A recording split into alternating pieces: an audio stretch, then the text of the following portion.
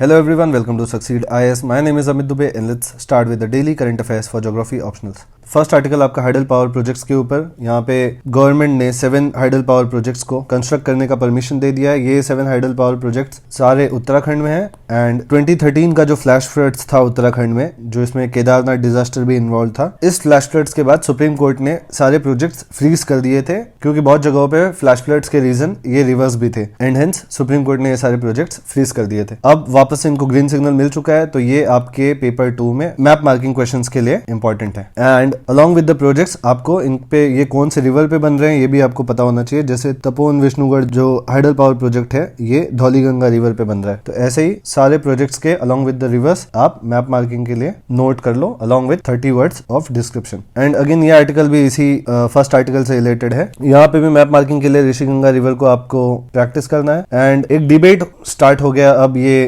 Projects को restart करने के वजह से। डिबेट ये है कि जो एनवायरमेंटलिस्ट हैं उत्तराखंड के वो प्रोटेस्ट कर रहे हैं इनको रिस्टार्ट करना, बिकॉज केदारनाथ ट्रेजेडी जो थी वो सिंगोली भटवारी एंड फाटाबोयंग प्रोजेक्ट्स के वजह से हुआ था। एंड आप देख सकते हैं कि सिंगोली भटवारी एंड फाटाबोयंग प्रोजेक्ट्स वापस से रिस्टार्ट हो रहा है, तो इसलिए एनवायरमेंटलिस्ट का कंसर्न ये है कि ये फिजिबल नहीं है, एनवायरमेंटली सस्टेनेबल प्रोजेक्ट्स नहीं है इन हिली रीजन्स के लिए एंड हेंस ये एक डिबेट अराइज हो जाता है। एंड सिमिलरली यूपीएससी के लिए एक इंपॉर्टेंट डिबेट हो जाता है। यूपीएससी में भी एनवायरमेंट वर्सेस डेवलपमेंट का क्वेश्चन हमेशा से आता रहा है, तो इस टॉपिक को आपको अच्छे से प्रिपेयर करना है। एंड जो केदारनाथ डिजास्टर है, अब जब आपकी पता है कि ये स्पेसिफिकली इन 2 प्रोजेक्ट्स के वजह से हुआ था, तो आप एक केस स्टडी के फॉर्म में भी इसको लिख सकते हैं। स्पेशली अगर आपका कोई क्वेश्चन आता है फ्लैश फ्लड्स के ऊपर या इन जनरल फ्लड्स के ऊपर, तो आप केदारनाथ डिजास्टर को एज अ केस स्टडी भी लिख सकते हो। इससे आपका आंसर और एनरिच हो जाएगा एंड ऑफकोर्स 0.5 से 1 मार्क के आसपास आपको एडिशनल मिल सकता है। नेक्स्ट आर्टिकल आपका मलाबार एक्सरसाइज के ऊपर। एंड यहाँ पे मलाबार एक्सरसाइज का हिस्ट्री दिया है कि ये 1992 में यूएस एंड इंडिया के बीच में स्टार्ट हुआ था, बट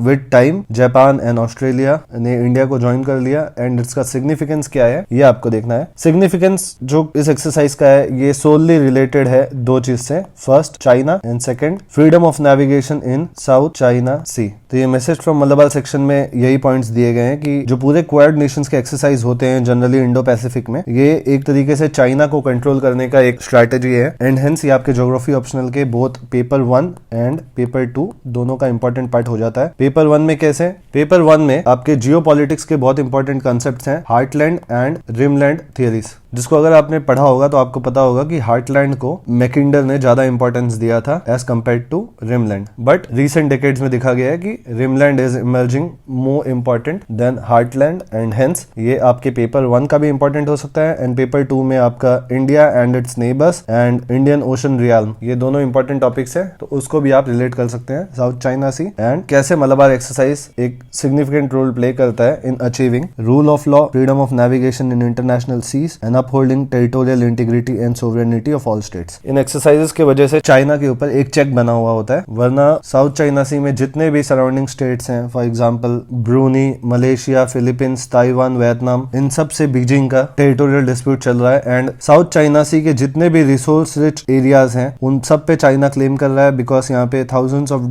डॉलर्स का शिपिंग ट्रेड होता है एनुअली एंड बहुत सारे यहाँ पे polymetallic nodules and other important mineral resources available है। तो इसलिए क्वाड ग्रुपिंग एंड मलाबार ये दोनों आपको अपने आंसर्स में यूज करने हैं। एंड नेक्स्ट आर्टिकल आपका अगेन ऑटोमोबाइल सेक्टर के ऊपर है। ऑटोमोबाइल सेक्टर पे कल 4 के आसपास आर्टिकल्स थे जो मैंने आपको दिखाया था। एंड अगेन ये Maruti Suzuki and hero Motors के जो हायर ऑफिशियल्स हैं इनका एक कमेंट आया है कि ऑल्दो गवर्नमेंट बहुत ज्यादा रिकॉग्नाइज करती है कि लॉन्ग पीरियड ऑफ टाइम में ऑटोमोबाइल सेक्टर का पूरे इंडिया के ग्रोथ में बहुत इंपॉर्टेंट रोल रहा है, लेकिन ऑटोमोबाइल सेक्टर के लिए रिलीफ गवर्नमेंट की तरफ से देखने को नहीं मिला है। फॉर एग्जांपल हीरो मोटर्स के हाईएस्ट ऑफिशियल ने बोला है कि जो 2 व्हीलर व्हीकल्स हैं उस पे गवर्नमेंट का अराउंड 28% जीएसटी है जो लग्जरी प्रोडक्ट के लिए लगता है। And 2 wheelers we all know कि मिडिल क्लास के लिए बहुत इंपॉर्टेंट है, तो लग्जरी क्लास के लिए जो 28% जीएसटी लगता है वो फीजिबल नहीं है 2 व्हीलर्स पे लगाना। एंड हेंस इतने इंपॉर्टेंट सेक्टर्स को गवर्नमेंट की तरफ से बहुत ज्यादा सपोर्ट होना चाहिए, बिकॉज क्योंकि इन सेक्टर्स का पोटेंशियल इतना है कि पूरे इंडिया की इकोनॉमी को बूस्ट दे सकते हैं। एंड यहाँ पे नीति आयोग के सीईओ अमिताभ कांत का